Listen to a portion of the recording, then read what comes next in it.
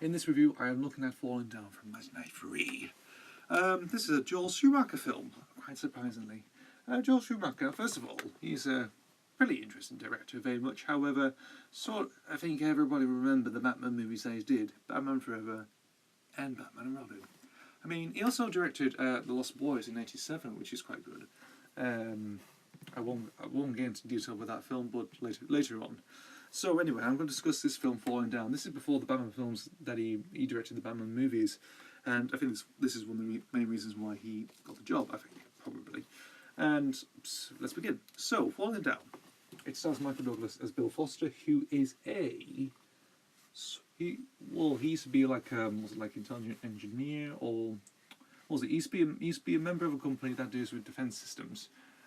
However, obviously he got unemployed, and he got he's unemployed now, and he's been living on the edge for probably a month or so, or maybe for a couple of years. He's split from his wife and child, and it's basically, let's think about this first. I mean, when I first watched this, I mean, I had this on VHS.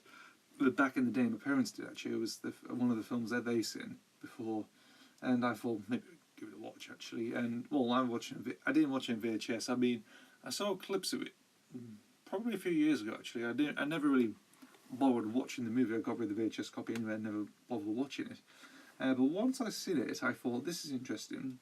It's basically think it's a guy who's on a bad day. Train's going by. A guy who's on a bad day, who's had enough of the traffic and stuff, and he just simply cracks and just goes on becomes like a senseless, uncontrollable vigilante going around Los Angeles. And it sort of goes like that to begin the movie, of course. However, as we delve into the movie, as we keep going of it, we suddenly see what his character is about. We get more depth to do with Foster. Obviously, I mentioned before, he's unemployed. He used to be a defence systems worker, of course. He used to work for a company, do with defence systems, and he is split from his wife and daughter, and obviously during towards the course of the film, we have the police force led by Robert Duvall, who's more interested in the case instead of the other cops, who are trained as utter.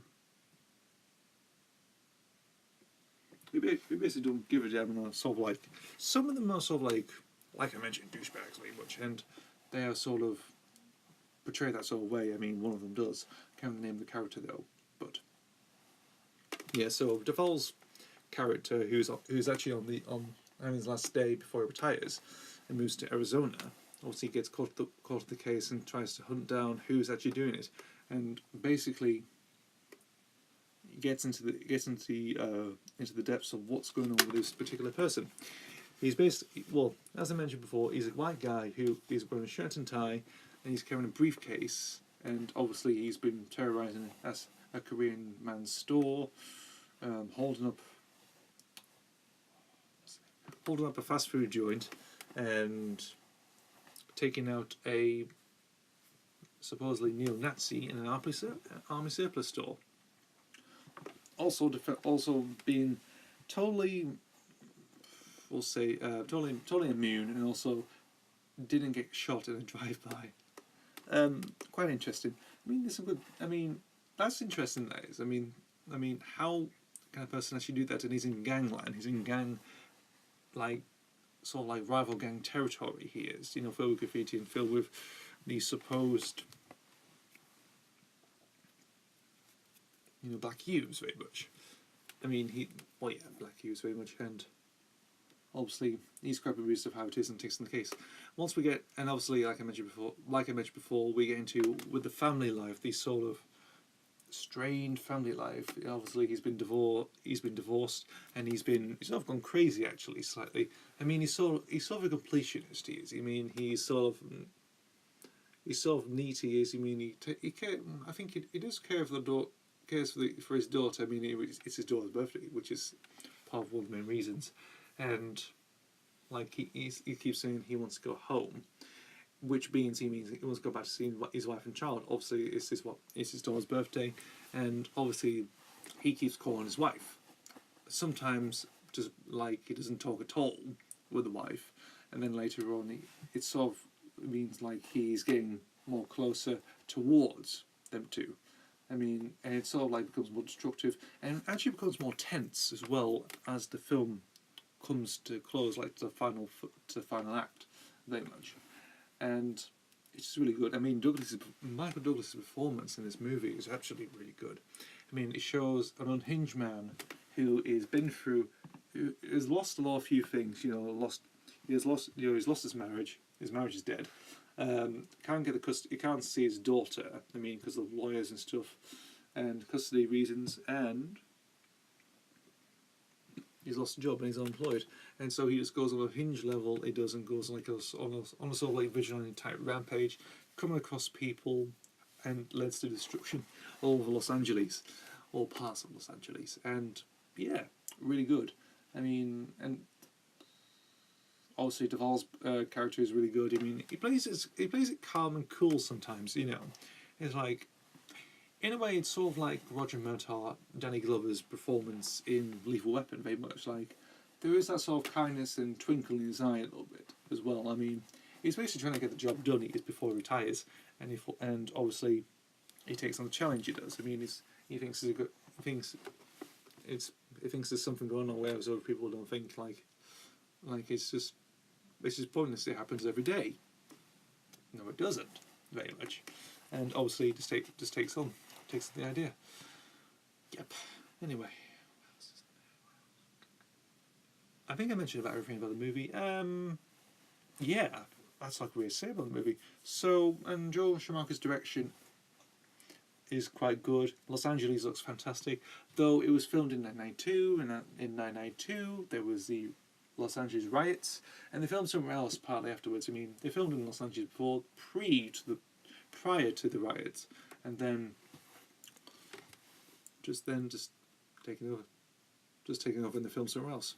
That's okay. But Los Angeles itself, I mean, it displays the hot nature of it, like it's all sunny and, you know, just boiling hot, you know, like of what it is. You know, it's interesting. I mean, it's a nice. It looks like a fantastic place to be. However, it's filled with crime and stuff. You know, as America is. I mean, it's actually more dangerous there than, I would say. Well, I think both here in the US and UK, it's more dangerous, I would say. Well, anyway, I think all about basically it's all worldwide and stuff. So, but it really captures, you know, the sort of 90s of America very much, you know, and and it also deals with sort of like with racism stuff and differences, I would say, and family unhingedness, you know, sort of like, I don't know, mental health or something, or like just the everyday man, the story of everyday man, the Sunday goes like that, and sort of cracks and goes on hinges, you know, and for funny reasons, I always when I watch, of course, in the movie, he's starting to look like Matthew Modine from Full Metal Jacket. I mean, he has the sort of hair, the sort of similar glasses very much, and he wears like arm surplus like shirt and stuff like you get in the Vietnam War or something, and he just goes around hopping from fences, street corners, and that sort of thing, and just like, and for a bit of long shots now and again, it's like, oh, that's Matthew Modine. I just keep thinking about that. You think about that very much, and yeah. So, Falling Down, is it worth a watch? Yeah, it is. It's definitely worth a watch. It's one of Schumacher's better movies, I would say. I mean, for people who grew up with the Batman movies, Batman Forever and Batman Robin, and also people who grew up in The Lost Boys as well, you know, this is worth a watch. It's fantastic. Douglas's performance is fantastic. Same with Robert Duvall. And suddenly, some of the supporting cast are annoying and a bunch of pricks, but there are some good performances by, I would say, Foster's wife very much, and the child who actually does a good job, actually. I mean, child actors are quite bland and a bit pointless, but for the person who plays the daughter, actually does a good job as well. And that's all I can say about the movie. And I can finish there. I have nothing else to say. So Falling Down from 1993, that's the review done, and I will see you for the next video. And thank you very much for watching and listening to this particularly interesting movie, directed by George Schumacher. Thank you.